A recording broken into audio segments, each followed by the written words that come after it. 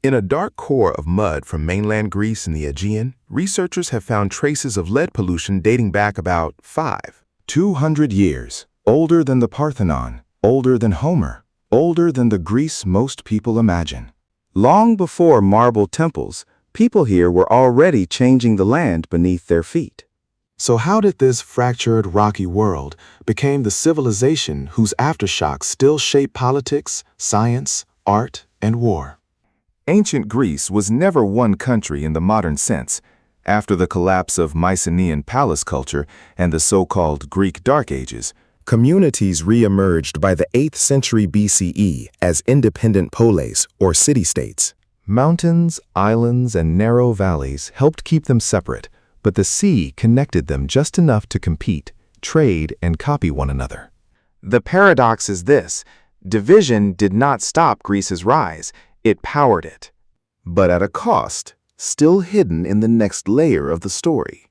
The Archaic period's strongest evidence often comes not from heroic stories, but from material remains: pottery, graves, inscriptions, ship cargoes, tools, and altered landscapes. Greek communities sent settlers and traders across the Mediterranean and Black Sea, spreading goods and alphabetic writing, while importing grain, metals, timber, and ideas. But when prosperity depends on ships and metal, someone must dig, smelt, row, and pay. And that pressure exposes the civilization's shadow. Athens became famous for democracy, but its freedom was narrow. Adult male citizens debated and voted, while women, foreigners, and enslaved people were excluded. Around 508 BCE, reforms associated with Cleisthenes helped reorganize political life.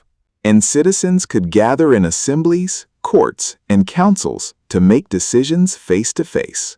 Yet the same society that invented radical participation also rested on labor it refused to dignify. So what exactly was being born?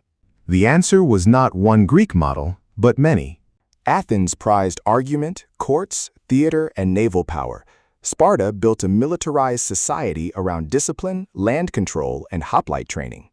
Their differences made Greece inventive, but also combustible, and the next test would come from outside the Greek world altogether. In the Persian Wars of the early 5th century BCE, rival Greek city-states sometimes cooperated against the vast Achaemenid Empire. Battles remembered at Marathon, Thermopylae, Salamis, and Plataea became symbols not because every Greek was united, but because temporary unity proved that small polis could resist a superpower. Victory raised Greek confidence and then turned allies into rivals with sharper knives. After the Persian Wars, Athens led the Delian League, collected tribute, expanded its navy, and entered the age associated with the Parthenon, drama, philosophy, mathematics, and historical writing. The World History Encyclopedia and Standard Surveys emphasize how Greek achievements in politics, literature, philosophy, and science became disproportionately influential. But cultural brilliance did not erase power politics. It made the coming rupture more devastating. The Peloponnesian War turned Greek against Greek for nearly 3 decades, with Athens and Sparta pulling other polis into a brutal struggle. Thucydides, an Athenian historian and participant, treated the war not as myth, but as a human crisis of fear, interest, plague, ambition, and bad decisions. The city-state engine that had made Greece dynamic now began to tear itself apart, and that weakness invited a new kind of ruler. In the 4th century BCE, Macedon rose under Philip II and then Alexander the Great, who conquered the Persian Empire and carried Greek language and culture from Egypt to Central Asia. This Hellenistic world was not simply Greek replacing everything else.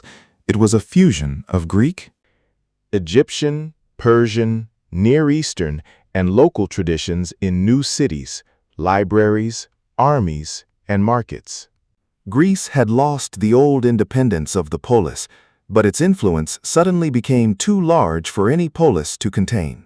So the answer is not that ancient Greece rose because it was unified, pure, or peacefully wise. It rose because rivalry, geography, trade, Experiment, labor, war, and borrowing forced hundreds of communities to innovate under pressure. The scratched voting shard and the gray lead line belong to the same world. One records political imagination, the other the environmental and human cost beneath it. The opening mud core was not a footnote. It was the warning that Greece's legacy was never just marble and sunlight, but choices pressed into the earth.